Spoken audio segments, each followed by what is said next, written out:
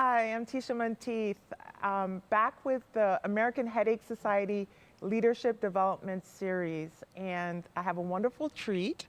We have two phenomenal headache specialists and wonderful friends to American Headache Society, Dr. Kathleen Digre, who is a professor of ophthalmology, neurology, visual science, and former president of the American Headache Society, and Dr. Gretchen Tietjen, who's a professor emeritus and inaugural chair of University of Toledo in Ohio.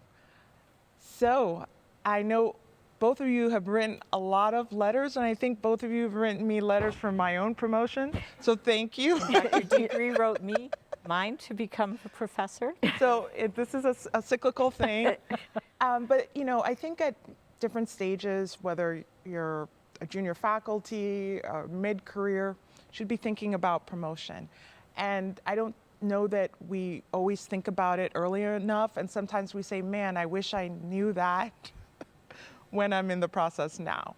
So let's focus on some things that you feel that, let's say, assistant professors should know early on about promotion. Well, I mean, I will say one thing. I think that, you know, when you're negotiating your contract, you want to be thinking about what track are you on? Are you on a clinical scholar track? Are you on a clinical educator track? Are you on a research track? Because they all have different requirements for promotion. And I think it's very important to know, are they bringing you on a tenure track or a non-tenure track? Because the expectations will be different. So you really think about it, I think, long before you are thinking about getting promoted, as whether you think that this is the right fit for you, as what their expectations are, and you need to know those going in. And then I would say that as soon as you arrive, or even before, you look up what the expectations are, because if you don't know what they expect of you, then you have no idea what you're going to be doing. And the second thing is keep your CV up to date. And I mean, you have to like do this every month or every week, depending on how active you are, because you just get busy and then you forget, oh, I did give that talk, but I can't remember where it was, when it was. That is something that I was so happy that I started my CV and I just kept it up, and every month minimum I would update my CV.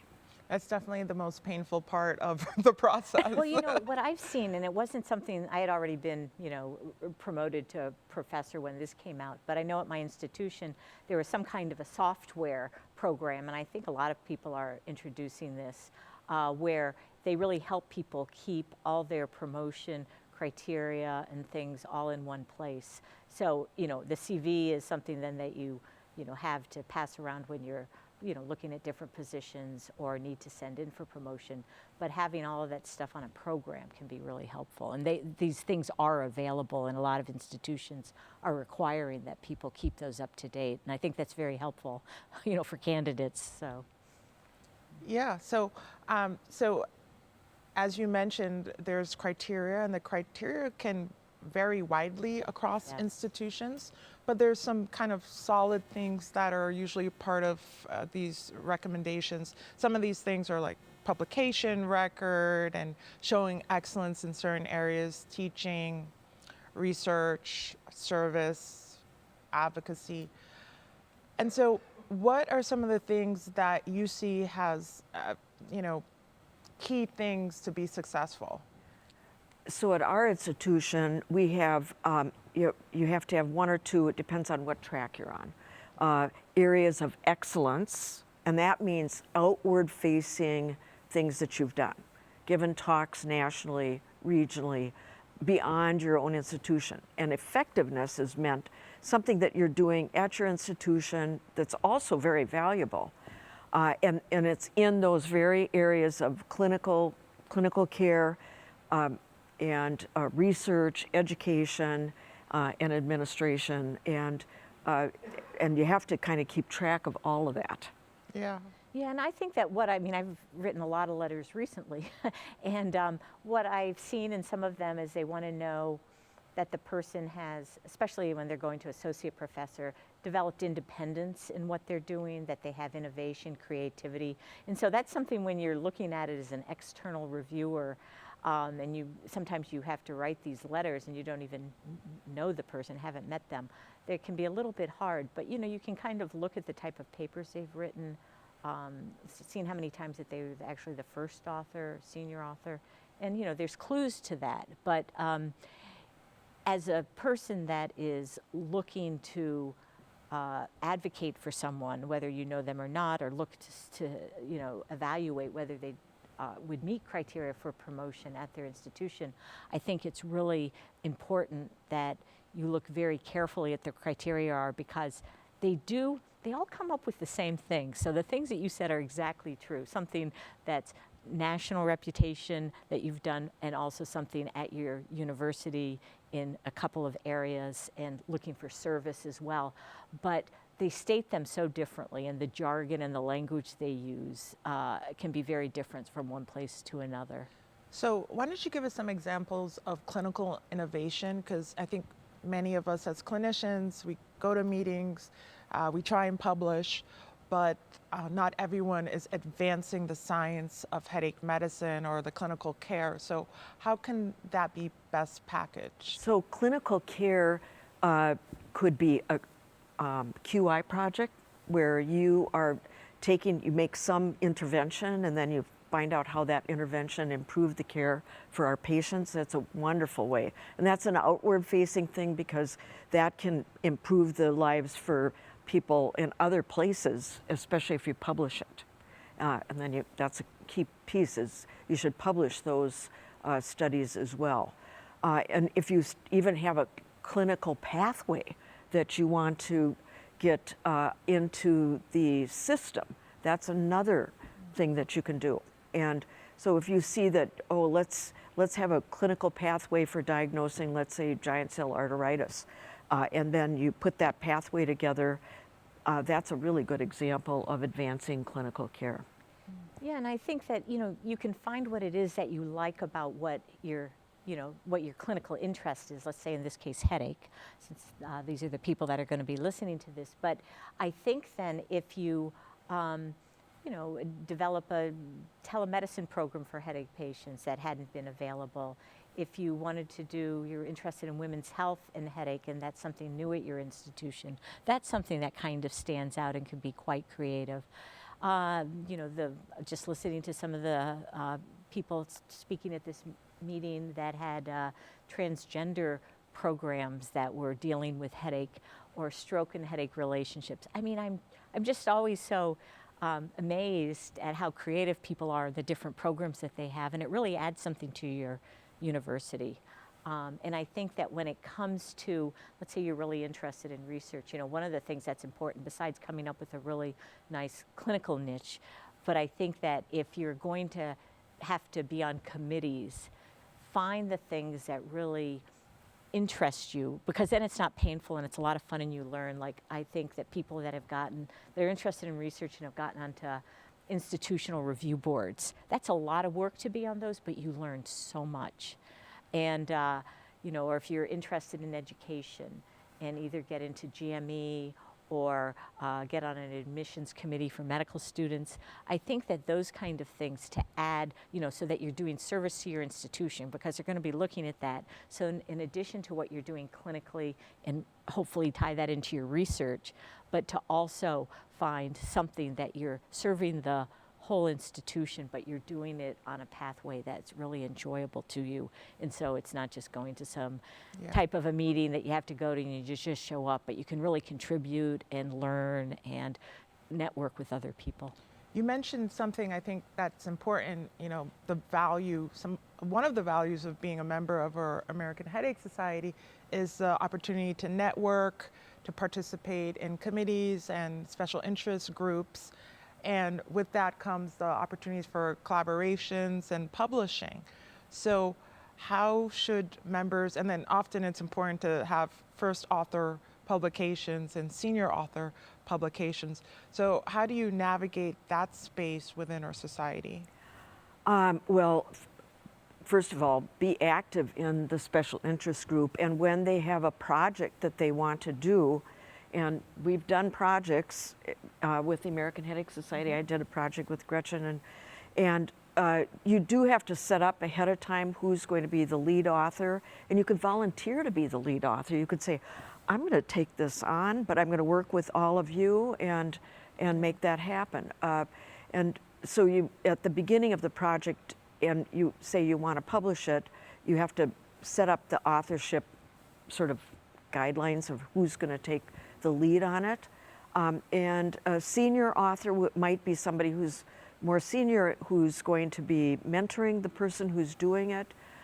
They don't need a first author publication, but they might need that senior author publication for going up for, let's say, full professor. So there's ways to do this, but getting active in AHS and the special interest groups, because many of them have published articles that have been very well cited, and people go to those. They're go-to articles. Yeah, and I think that it's also important, when you're trying to develop a national reputation, that besides, and I think the SIGs are probably the easiest place, the special interest groups, the easiest way to do it, because you can join as many as you like. You can join the ones you're most interested in. But I've seen a few people that I can recall that sort of came in, they were new, they had never been in the American Headache Society, and within a couple of years, they're running the SIG because they had so much energy, ideas, innovation. And when you can plan like a pre-course or a plenary session or something in the topic that you are interested in, or some of these, like several SIGs will join together and kind of put on a really nice program, that lets people within the society know who you are, know what you're doing, invite you to do things, talk at their institutions, be on other committees together. And all of a sudden, you can really say, I've got a national reputation. I've given talks, I've designed curricula. It can help you in your promotion, journey. Yeah. And I think that, that is the best way to get a national reputation. I mean, it's great if you can get a paper published in Nature or something, with a huge impact factor. But that's pretty difficult at first, and especially in headache medicine in particular. But I think that, you can really get a good start in the SIGs no matter where you are in your, academic career. So along the same line is clinical impact. It's important to show clinical impact. We don't always have high impact journals, but some can be published in high impact journals, some research. What are some good ways to show clinical impact? Well, I think one thing is if you are invited to do a lot of talks, particularly on a special topic where you have expertise, and that you're showing that, number one, other people are really interested in hearing what you have to say. So I think that sometimes, let's say you want to do talks and grand rounds, and you can wait a long time for an invitation to do a grand round somewhere, right? But I think that if within your institution or within the society, if you have somebody that says, they ask Kathleen, can you do a talk? And you're busy, you can't do it, and you go, but I know somebody who's really good and they really would like to give a talk, and I've heard them speak, wonderful speaker. And I've had people do that to me. They could come up to me and tell me about somebody at their institution that's really trying to kind of get a foothold. And, we've thought like, we're putting on a big conference. That's a good topic. I'm going to invite that person. And, I think that you have to sometimes find people that can sort of champion you. Right. And, it could be your boss if they're in the headache field. But if that's not the case with you, then you just find somebody within the headache field that maybe can suggest you, or being part of the REACH program where they're giving grand rounds as part of an AHS. So I think that's a good point that you mentioned, because it's not all that you do, but also creating the network and the support for your career. And that means sometimes recruiting champions and sponsors to help you in making those connections. And it's even easier now to give grand rounds across the whole United States on these platforms, electronic platforms, and those count. like Yeah. you're giving grand rounds at Johns Hopkins Yeah, or yeah. whatever, Yeah. you know? Right, and they, and yeah, I do think that does make it a lot easier because it doesn't matter, if you're on the West Coast and I'm on the East Coast and then you have all this expense. It's like, it's not that much time. The person doesn't have to give up their, job and their clinics and cancel things, and it's just easy for both people if, that is how it turns out. And I think that's really a good point to make. So I want to touch on a couple of other things. We mentioned grand rounds, and that also leads to showing educational impact or teaching portfolio. And many people in conferences such as this, their feedback and people get scored. So how aggressively should people already start collecting that information and using that for part of their application? Well, first of all, you should make sure it's on your CV, that you've put these talks on your CV and keep that really up to date, because it's the number of talks. And then, one thing I think we have to really, a lot of places stress is scholarship. Yeah. And getting papers out, sometimes it's hard, but trying to keep at least one paper going at a time so that you're always working for, another paper. Yeah. And collaborate. It's way fun to write papers with other people too. And I think another way to get involved that helps the society and also can help you is if you, become a reviewer for the journal. Like the society has a journal. There are other headache journals out there as well. And, you learn a lot, at least I know I do, when I am asked to review a paper. Because all of a sudden I may think I know something about the topic and realize, oh gosh, since the last time I sort of read about that, there's a lot more things that have gone on, and you start looking at the references and stuff that a person does.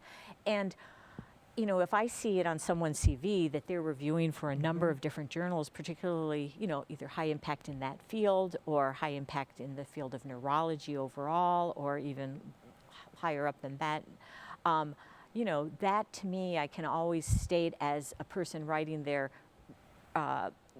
promotion letter that, it's a good indication that they're highly thought of in their field.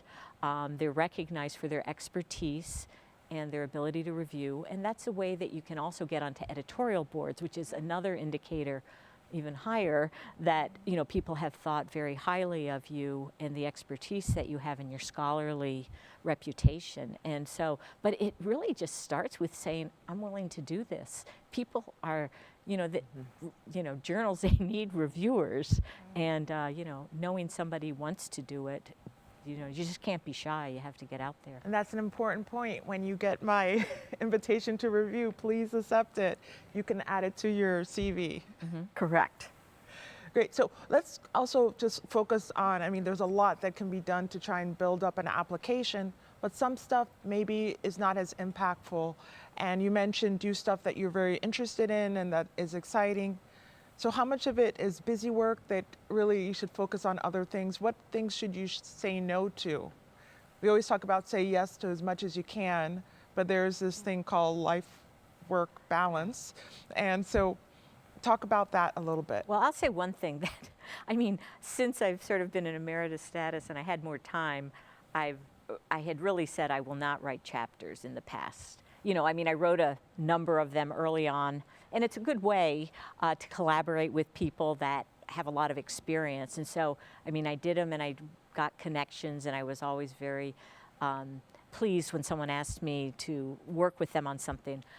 But then there came a time when I'm really trying to build up my own thing and my own identity and my own brand as a scholar and my own research. And I just think that that's something that takes a lot of time and can be difficult.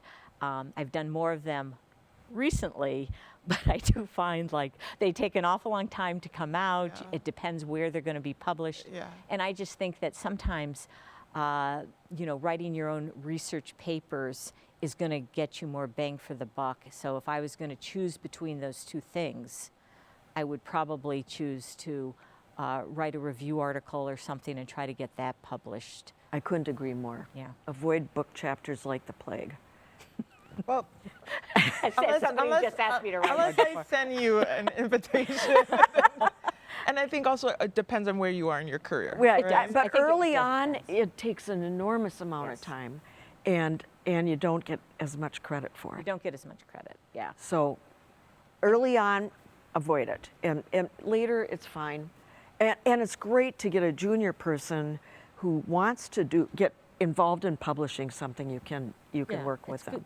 Right, I Yep. do agree with that. And I think at your institution, people are going to ask you to be on committees, particularly a lot of times, maybe less so now, but when we were starting out, they need a female on that committee, and you get asked. And I think that, a female and a person of color are like a double whammy. Everybody wants to have, a diverse committee for things, and a lot of times it's the same people that say yes and do a good job that get pegged over and over again. So I don't want to advocate for doing a poor job at anything, but try to find a committee that is something that you're really interested in it, and you see something for your institution in you joining it, but also for yourself. And a lot of times that's people that you get to work with on that committee, are that it's something that you want to, like as I said, research IRBs, that you want to learn more about,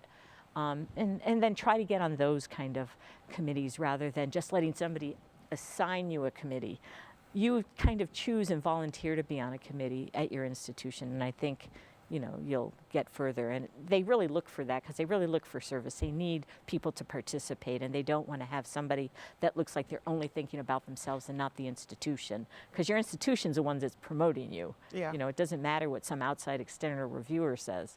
If you're not really performing for your institution, you might be less likely to get promoted. So let's end with a little bit of optimism. So what should our viewers kind of take away with the promotion process? I mean, you've been a part of a lot of applications, and I assume you've seen a lot go through. Yeah, I think almost every letter I've ever written, the person's got promoted. Yeah. And it's not my. You're gonna it's get probably flooded. not- oh no, it's probably not my letters. I think that I've been lucky in that. I think that there's a lot of actually really talented people. And part of the one thing I will say is that most of the time, you go up for promotion when you're chair and you have the discussion. You can approach them and say, like, I've been here 5 years. Look at all this stuff I've done. I'd like to go up for promotion, and then they agree. I always, as a chair, didn't like it when somebody just came in and said, well, I'm putting in my stuff for promotion. It's like, no, this is a discussion because I don't want you to fail. Right. And I might see like, you really have to do that. But I know in my institution, when I would meet with my faculty regularly, I would look at their CV with them and say, you need a few more publications before you're going to be eligible for promotion in this track that you're in. And I think that, they can find the things. So make sure you're really, good and ready before you go up. And I think most chairs do. And I think that's why so many of the candidates are successful. And I would just say, know the rules of your institution, and keep your CV up to date. Keep your CV up to date. Yeah. Well, I mean, it really is. Saves you a lot. Yeah. It really saves you a lot of time when that happens. And then I agree that I think having a discussion with your chair is critical because they have to support it. And then there's a faculty meeting that has to go over your promotion to recommend to the school to be promoted as well. So you want to make sure you've got your ducks in a row. Yeah. Well, thank you both so much. I mean, this has been a very enjoyable conversation, and I think it will definitely be very useful to our members that are going up for promotion. Well, thanks for having us. Yeah, Of course, thank you very thank much you. for planning this.